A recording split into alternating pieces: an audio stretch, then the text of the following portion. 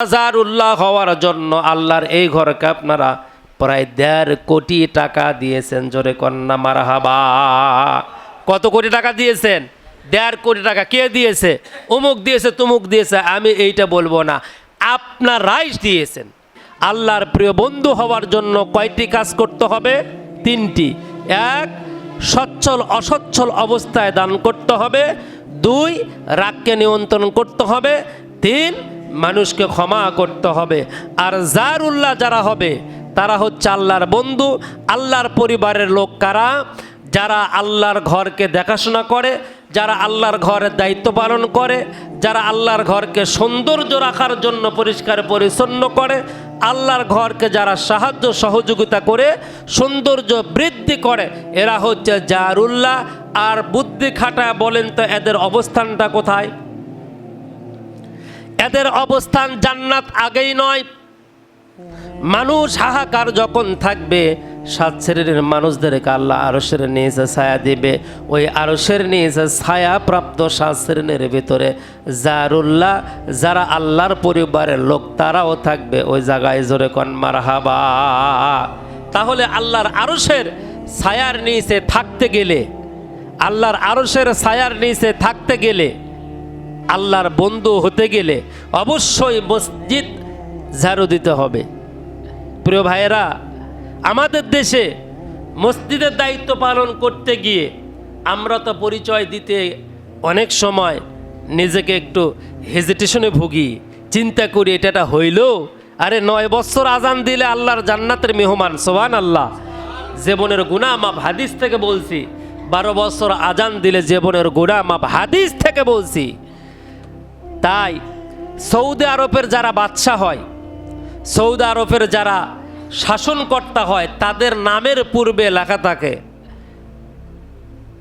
খাদিমুল হারামাইন আশ-শরীফাইন।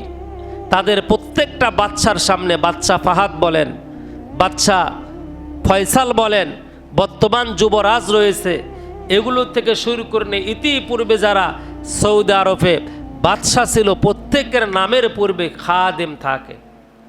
হারামাইন শরীফাইন খাদেম থাকে। তারা নিজেকে কাবা ঘরের খাদেম পরিচয় দিতে নিজেকে ধন্য মনে করে। তাই সমাজের ভিতরে উঁচু লেভেলের মানুষ যারা, আমরা মসজিদের সাথে লেগে থাকাটা নিজেকে একেবারেই হীনমন্যতা মনে করি, তুচ্ছ তাচ্ছিল্য মনে করি। মসজিদে কোনো ময়লা পড়ে থাক, মসজিদের কোনো সৌন্দর্য বৃদ্ধির জন্য সামান্য প্রচেষ্টা, এইটা আমরা করি না। আর এটা না করার কারণে ব্যাপারেও হাদিস এসেছে। হযরত ওমর রাদিয়াল্লাহু তাআলা আনহু, হযরত ওমর রাদিয়াল্লাহু তাআলা আনহু আশ্চর্য হয়ে রসুলকে বলছে, ইয়া রাসূলুল্লাহ, আপনি যে হাদিস বললেন, এই হাদিসের বিনিময়ে তো মানুষ মারামারি লাগবে। কি লাগবে? মারামারি করবে, টিকিট কাটবে, মানুষ ভাগ্য পরীক্ষা করবে।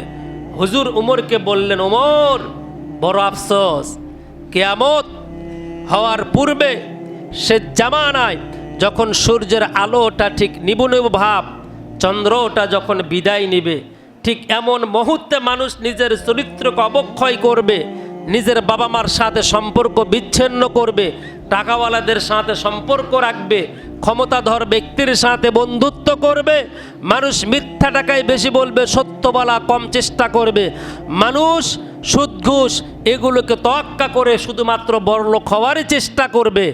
মানুষ খাবে ঠিকই কিন্তু ভুলে যাবে। দোকানদাররা ভালো জানে এই অবস্থা কেমন এই বাজারে, আমি জানি না। আমার ভাইরা, আমার বন্ধুগণ, সে জামানা আলামত বিষয়ে রসুল বলতে গিয়ে হযরত ওমরকে বললেন, ওমর, যে হাদিসের জন্য তুমি লাফাচ্ছ, মারামারি করবে, আদৌ এই হাদিস পালন করতে সমাজের উঁচু শ্রেণীর মানুষ দাঁড়াবেন। একেবারেই সমাজের ভিতরে সবচাইতে যারা নিম্ন শ্রেণীর মানুষ, তারা এই দায়িত্ব পালন করবে। কোন দায়িত্ব? ওইটা হচ্ছে সে জামানায় ওরাই দায়িত্ব পালন করবে। কারা? মসজিদের মুয়াজ্জিম। রসুল বলেছেন 12 বছর আজান দিলে জীবনের গুনাহ মাফ, ওর জান্নাত ছাড়া, শুধুমাত্র মৃত্যু ব্যতীত কিন্তু জান্নাত ছাড়া আর কোনো বিকল্প কিছুই নাই। জোরে কোন মারহাবা। 9 বছর আজান দিবে যারা, 12 বছর আজান দিবে যারা, বেলালের সাথে কিয়ামতে দাঁড়াবে তারা। হুজুর এই কথা বলার পরেই বেলাল, হযরত ওমর রাদিয়াল্লাহু তাআলা আনহু বলল এটা নিয়ে মারামারি। হুজুর বললেন যে না, মারামারি হবে না।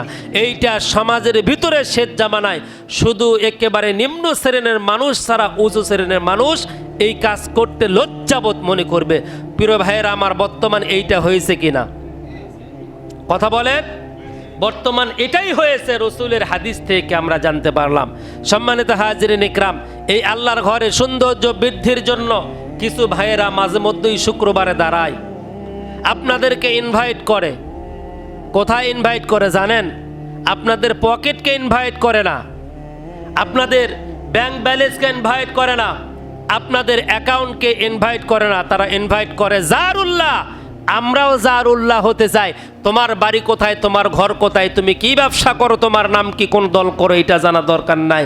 আমি তোমাকে জারুল্লাহ বানাবো, সেই জন্য এগিয়ে আসো। এই জন্যই মাঝে মধ্যে আপনাদের কাছে যাওয়া হয়, চাওয়া হয়।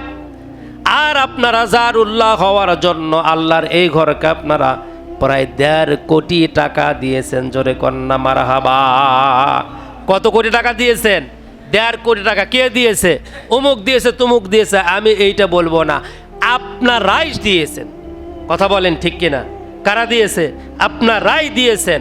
মাসালুল্লাযীনা ইনফিকুনা, এই আয়াতের ভিতরে আল্লাহ পাক বলেছেন যারা 1 টাকা দান করে, আল্লাহ পাক এই 1 টাকার সমপরিমাণ জান্নাতের ভিতরে গাছ লাগায়, আর এই গাছটাকে 700 গুণ বাড়ায়া দিয়া কিয়ামতে বান্দার হাতে ধরায়া দিবে। জোরে কোন মারহাবা। ব্যাংক পালিয়ে গিয়েছে, অনেক ব্যাংক রয়েছে, ব্যাংক পালিয়ে গিয়েছে, অ্যাকাউন্ট খুলেছেন, 10 বছর কিস্তি চালানোর 11 বছর মাথায় গিয়ে ব্যাংকে ঘুরতে ঘুরতে স্যান্ডেল ক্ষয়, মামলা মোকদ্দমা করে ব্যাংক এখন উধাও। আল্লাহর ব্যাংক কখনো হারাবে না, যেহেতু বিশ্বাস করেছেন ফেরেশতা, কিতাব, আখিরাত, জান্নাত, জাহান্নাম, আল্লাহ, রসুল বিশ্বাস করেছেন। অতএব আজকের কথাটাও বিশ্বাস করেন। আমি হুজুর বলতেছি, আল্লাহর কোরআন থেকে আপনি যা দিবেন কিয়ামতের দিনে 700 গুণ বাড়ায়া দিয়া আপনাকে আল্লাহ দিবে, এবং আরশের নিচে আপনি জায়গা পাবেন। জারুল্লাহ, আল্লাহর পরিবার আপনি আজকেই হবেন। জোরে কোন মারহাবা।